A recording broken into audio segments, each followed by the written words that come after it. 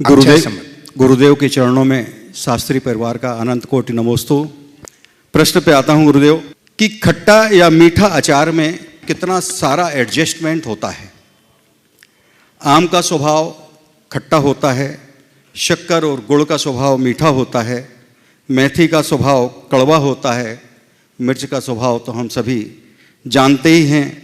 नमक की प्रकृति में लवणता है, राई की प्रकृति में कसैलापन है, फिर भी अचार ने कितना अच्छा सामंजस्य बिठाया है कि सभी को अच्छा लगता है।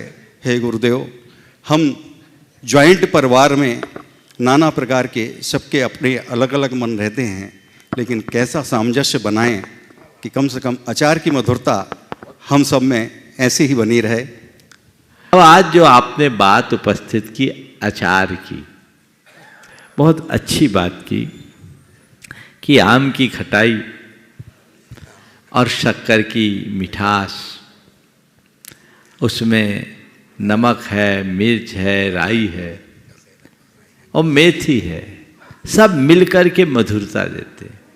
ऐसी मधुरता हमारे अंदर कैसे आए? आराम से आ सकता है। इसका रहस्य बता दूं? इसका रहस्य केवल यह है कि ये सब एक बरनी में रहते हैं। पहला रहस्य, एक बरनी में रहते हैं। समझ गए? सब के सब एक बरनी में रहते हैं और सब एक दूसरे का गुण लेते हैं।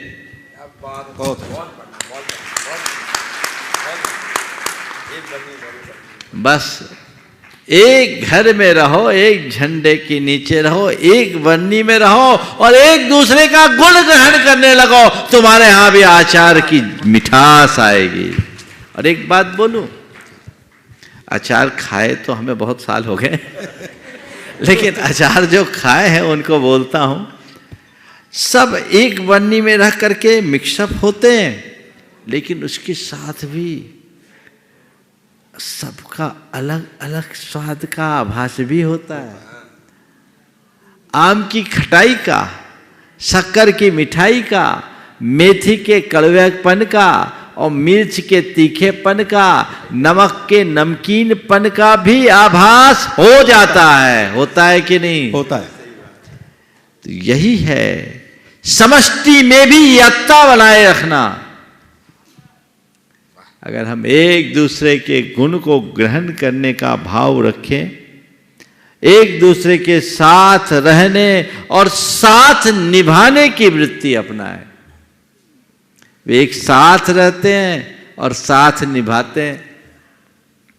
अगर आम कहे नहीं मैं तो खट्टा हूं, खट्टा ही रहूंगा, शक्कर कहे नहीं मैं मीठी हूं, मैं मुझे मीठी ही रहना है, मेथी कहे मेरा स्वभाव जो है मैं नहीं छोड़ूंगा, मैं जैसी हूं वैसी रहूंगे, और मिर्च लप लपा ले कि ज्यादा मत बोलो मैं तीखी हूं, तीखी ही रहूंगी, और नमक कहे देखो मैं अपनी मौजूदगी हटा नहीं सकता, मैं अपने ही स्वरूप में रहूंगा, तो अचार नहीं बनेगा। बनेगा क्या? नहीं बनेगा। कब बनेगा अचार? जब सब एक दूसरे के साथ रहकर एक दूसरे का साथ निभाने के लिए संकल्पित होते हैं। हमें मिलकर रहना है, क्योंकि हमारा जो वैशिष्ट है, हमारा जो स्वाद है, वो एक दूसरे का साथ निभाने में है। अलग होते ही स्वाद बिगड़ जाएगा।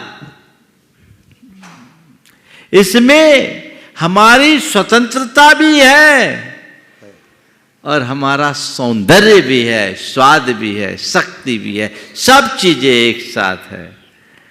तो जब हम वैसी मनोवृत्ति अपने भीतर जगा ले, तब मजा है।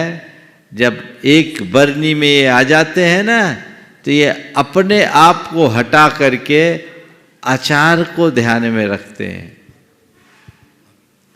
बस हमें भी व्यक्तिगत महत्वाकांक्षाओं को गौण करके घर परिवार की सुख शांति और समृद्धि को अपना लक्ष्य बनाना चाहिए, और उसके लिए अपना जितना उत्कृष्ट हो उत्सर्ग करना चाहिए।